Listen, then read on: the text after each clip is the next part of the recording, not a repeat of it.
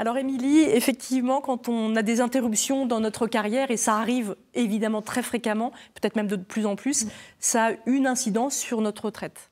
Oui, tout à fait. Lorsqu'on est en inactivité subie, en quelque sorte, notre système de retraite est basé sur la solidarité. Donc il y a une petite compensation qui se fait, mais effectivement, il y a quand même un impact, on va dire, sur la prise en compte de ces années. Et notamment, effectivement, quand on a été ou quand on est au chômage, quelle incidence ? Alors quand on est au chômage, effectivement, on va avoir un système de compensation, c'est-à-dire que par nombre de jours indemnisés où vous êtes au chômage, vous allez pouvoir obtenir des trimestres. Alors, au maximum, ça sera 4 par an, et on en obtient un par période de 50 jours indemnisés.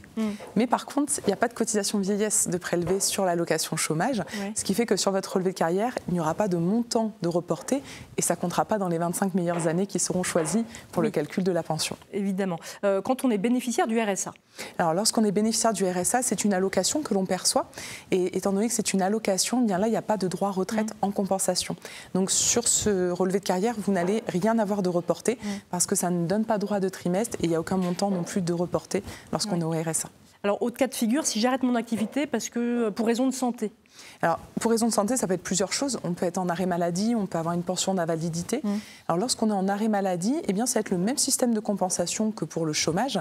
C'est-à-dire que là, par période de 60 jours d'arrêt maladie, vous allez avoir un trimestre de reporté. Donc, si on a été toute une année entière pour raison de santé arrêté, on n'a pas effectué d'activité professionnelle, on aura aussi 4 trimestres de reporté. Mais 0 € également, ça ne fera pas partie en fait, des meilleures années sélectionnées à la fin pour le calcul de la pension. Et puisqu'on parle de maladie, si ce n'est pas moi qui suis malade, mais que je dois arrêter de travailler pour m'occuper d'une personne de ma famille qui est malade. Alors, il y a effectivement maintenant la possibilité d'avoir une aide en tant qu'aidant, en fait, si on s'arrête pour accompagner un proche. Donc là, effectivement, il faudra nous le signaler et également signaler au niveau de la CAF la possibilité pour avoir une allocation aidant.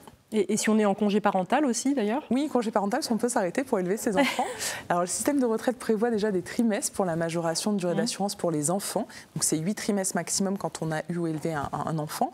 Et par contre, eh bien, si on a eu un congé parental, on validera ce qui est le plus avantageux. Si vous êtes resté 3 années hors de votre activité professionnelle, eh bien, on validera plutôt 12 trimestres plutôt que 8. Donc, on prendra ce qui est le plus avantageux, il faudra simplement nous le signaler. Et puis, si on reste après parent au foyer ?